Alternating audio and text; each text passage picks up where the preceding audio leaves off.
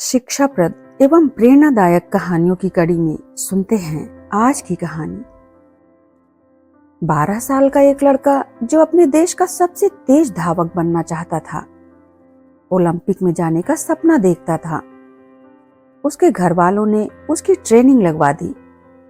वह लगातार प्रैक्टिस कर रहा था और प्रत्येक कंपटीशन में जीतता था। उसके बारे में मीडिया में भी काफी कुछ छपता रहता था। उसके काफी सारे इंटरव्यू भी हो चुके थे।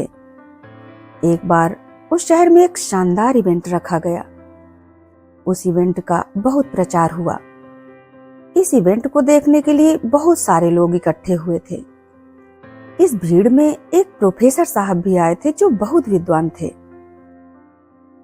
सबको मालूम था कि यही लड़का जीतेगा और वह 12 साल का लड़का जीत भी गया।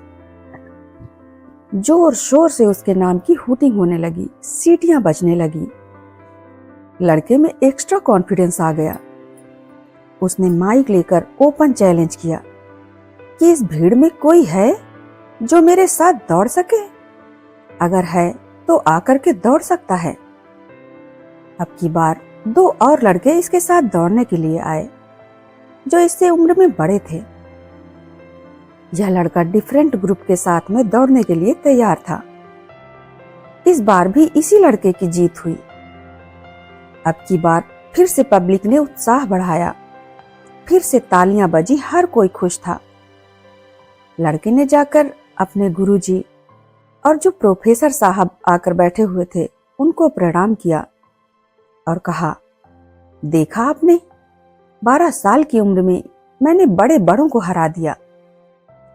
प्रोफेसर साहब ने कहा कि अगर एक बार आप मेरे कहने पर दौड़े तो मुझे बड़ी खुशी होगी। लड़का ओवर कॉन्फिडेंस में था। बोला, बताइए किसके साथ दौड़ना है मुझे।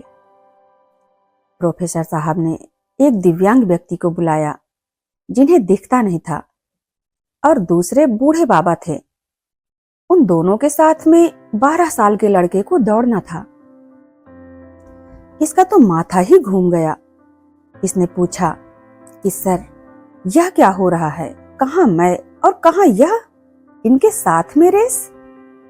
लेकिन फिर भी तीसरी रेस शुरू हुई। सीटी बजी। इस लड़के ने दौड़ खत्म की, लेकिन अब की बार किसी ने भी सीटी नहीं बजाई। स्टेडियम में सन्नाटा था। लड़के ने पीछे मुड़कर देखा तो वह दोनों खिलाड़ी वहीं के वहीं खड़े थे। अब वह लड़का प्रोफेसर साहब के पास जाकर के बोला कि सर, यह क्या? मैं जीत गया लेकिन किसी ने भी ताली नहीं बजाई। प्रोफेसर साहब ने कहा कि पहले एक काम करो, आप वापस जाओ और अपने साथी खिलाड़ियों के साथ में रेस कंप्लीट करो। यह लड़का वापस आया। अब के लड़के ने दौड़ना नहीं बल्कि चलना शुरू किया।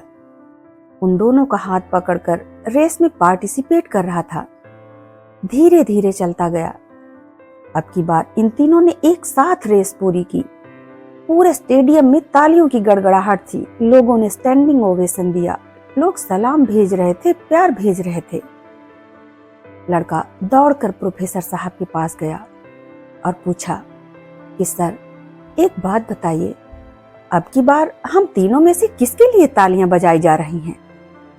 प्रोफेसर साहब ने कहा, इस बार तालियां इस रेस के लिए बजाई जा रही हैं जो शानदार तरीके से पूरी हुई है। इस रेस से आज तुमने लोगों का दिल जीता है।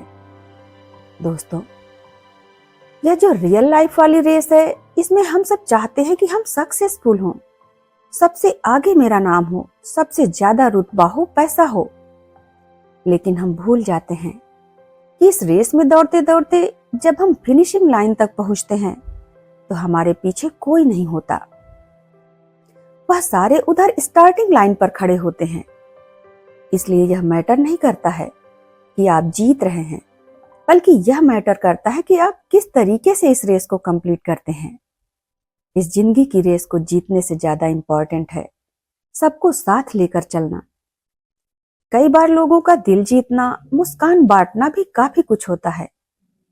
अगली बार जब आप रेस में शामिल हों तो सोचिएगा कि आप सबको साथ लेकर के चल रहे हैं या नहीं। धन्यवाद।